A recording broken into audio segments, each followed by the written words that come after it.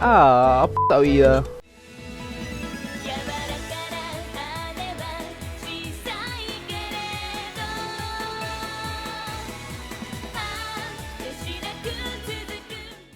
Haruko Maniacs es una novela visual de Ash que viene siendo Move Loop lo que Akane Maniacs fue Kimi ga no Sumugeien. Si se acuerdan, Kimi no era una serie de corte más bien dramático, que tuvo de continuación una comedia exagerada que en teoría se enfocaba en uno de los personajes secundarios, Akane, pero tenía de principal punto de vista un nuevo protagonista. Haruko Maniacs es lo mismo, toma una historia sobre Haruko Kashiwagi, personaje que se volvió muy popular con la fanaticada y la cuenta desde la perspectiva de su hermano menor, Taishi. Pero Haruko, a diferencia de Akane, no tenía ninguna subtrama a resolver. Akane Maniacs tenía una función muy clara: cerrar la historia de Kimi no Uso, dejar claro cuál final contaba y cambiar el tono a uno de humor para que su siguiente parte, Move Loop, funcionara. Haruko no tenía más que unas pocas líneas en Move Loop Extra, y nada de lo que pasó en un Limited y Alternative cuenta aquí. Así que... ¿de qué canijos habla Haruko Maniacs? Taichi es un estudiante japonés promedio regulado por la Asociación de Héroes Genéricos de Romedia Comántica. En serio, todos son intercambiables. Lo único que lo diferencia en primera instancia es que quiere mucho, pero mucho a su hermana. Sí. Y un día, cuando pensaba en alguna manera de alegrarla, se da cuenta que una diminuta pero agresiva chica está espiando su casa. Tras llegar a los golpes, Taichi se da cuenta que ella también quiere mucho, pero mucho a su hermano. Curiosamente, esto salió casi al tiempo que Oreimo en Japón. Algo raro debía tener el agua en esos meses. La mini espía se introduce como Sanadasaki y revela que está vigilando la casa porque quiere saber si su hermano está saliendo con Haruko.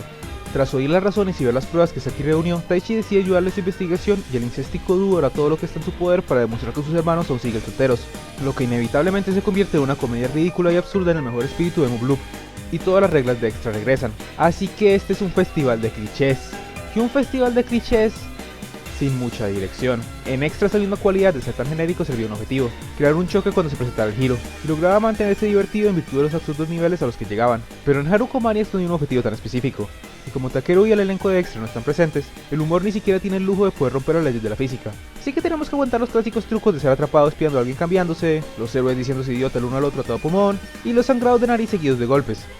Y en primera instancia es bastante decepcionante. La supuesta heroína nunca hace nada. Saki y Taichi parecen simples caricaturas con sus enamoramientos infantiles hacia sus hermanos, y los chistes se repiten a lo infinito como en Extra, pero sin la promesa de que será para algo.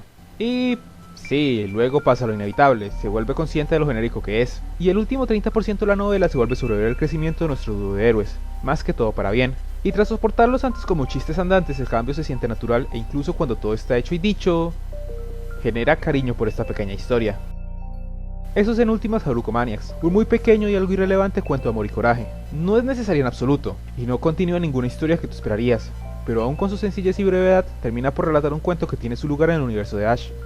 Además del relato principal, la novela incluye 3 historias situadas en el universo Alternative y un juego de estrategia. Las 3 historias son muy cortas, ninguna pasa de los 10 minutos, y todas son completamente ridículas. Es tomar ese mundo oscuro y pintarlo con los colores de Extra por un breve instante, desde el elenco de Kimi no Uso descubriendo los misterios del género Yuri, toda la base Yokohama enfrentándose al general Radavinov en su mejor plan de Super Saiyajin, o Meiya misteriosamente cambiando de apariencia de un día a otro. Las 3 historias son breves, pero te alegrarán y dejarán satisfecho si esta franquicia se gana un lugar en tu corazón. Eso nos deja con el susodicho juego de estrategia, Move Loop Alternative para Way Down 2, o como se le conoce en los bajos mundos, que te violen los beta, parte 2. En términos técnicos, el juego muestra lo versátil que es el motor de Ash, pero no es nada de otro mundo, con un mapa genérico y animaciones tomadas de juegos anteriores. La razón de su fama y que se haya ganado ese título es la dificultad. Este juego es brutal y considerablemente complicado. Trata de retratar lo horrible que es pelear con los beta, y lo logra.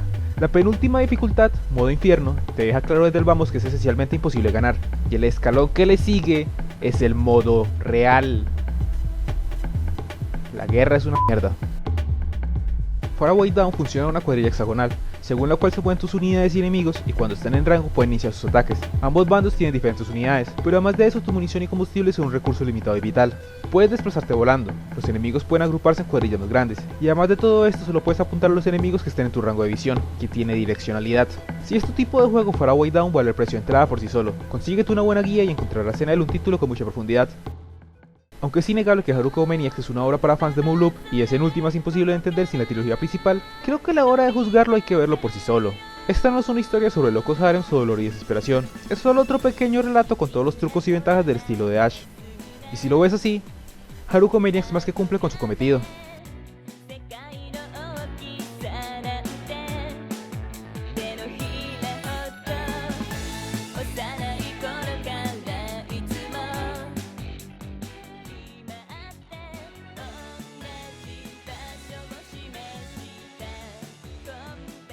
Oh, vamos, no.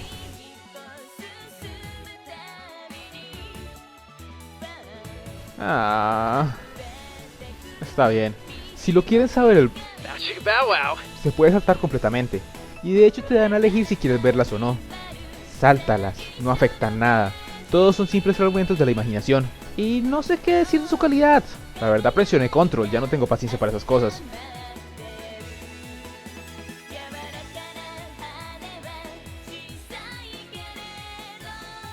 Ah, que le den a mi vida.